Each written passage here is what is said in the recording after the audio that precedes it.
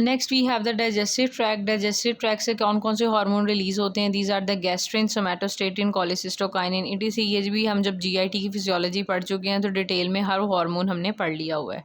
Next we have the pancreas. Pancreas से insulin और glucagon release होती है। इंसुलिन ने हाइपोग्लाइसीमिया करना होता है, ग्लूकागॉन ने हाइपरग्लाइसीमिया करना होता है कि लेवल ऑफ ग्लूकोज इंक्रीज़ करने होते हैं बॉडी में।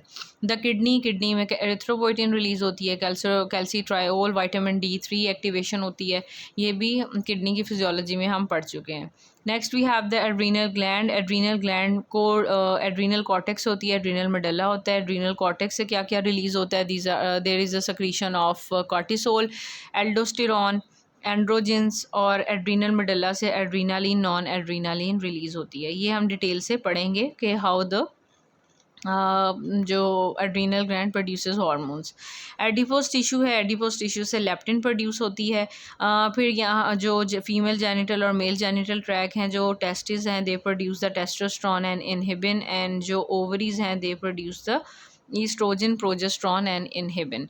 So this is just a layout के एंडोक्राइन ग्लैंड्स बॉडी के अंदर कहाँ कहाँ से होते हैं। हाइपोथैलेमस रेगुलेटरी हार्मोन्स को रिलीज़ करता है, पिट्यूटरी ग्लैंड से जो है वो सेक्रीशन होती है स्टिमुलेटिंग हार्मोन्स की, और फिर वो अपने रिस्पेक्टिव ऑर्गन्स के ऊपर जाके एंडोक्राइन सेल्स के ऊपर जाके स्टिमुलेशन देते हैं, और वहाँ से मैकेनिज़्म जो हार्मोन्स हैं वो रिलीज़ होते हैं और mechanism of action is started.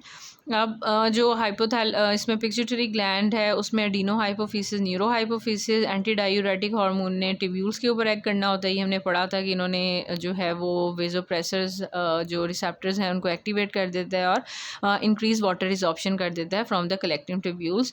Oxytocin का क्या काम होता है कि इसने यूट्रस की कॉन्ट्रैक्शन करनी होती है और मिल्क लेग डाउन करना होता है, और जो प्रोलैक्टिन है उससे मिल्क लेग डाउन करना है, और फिर मिल्क प्रोडक्शन करनी होती है। ग्रोथ हार्मोन ने बोन की ग्रोथ करनी होती है। गोनेडोट्रोफिन रिलीज जो हार्मोन्स हैं उन्होंने जो फीमेल और मेल जेनिटल ट्रैक है उसकी अच्छी सी प्रोडक्ट करनी होती है मैनेजमेंट। मतलब उसकी हार्मोन प्रोडक्शन है और स्टिमुलेशन करनी होती है hormones from the ovary and testis. Thyroid stimulating hormone है that causes a production of T3 and T4, और एड्रीनोकॉर्टिकोट्रोफिक रिलीजिंग जो हार्मोन है इसने एड्रीनल ग्लैंड से रिलीज़ करने होते हैं hormone. So that was the total layup of endocrine system. Up till now we have discussed about the mechanisms and the major endocrine glands. इनके अंदर हम natriuretic peptide, digestive tract, kidney, ये important हम already cover कर चुके हैं, और जो रिमेनिंग एंडोक्राइनोलॉजी है we will discuss one by one in detail.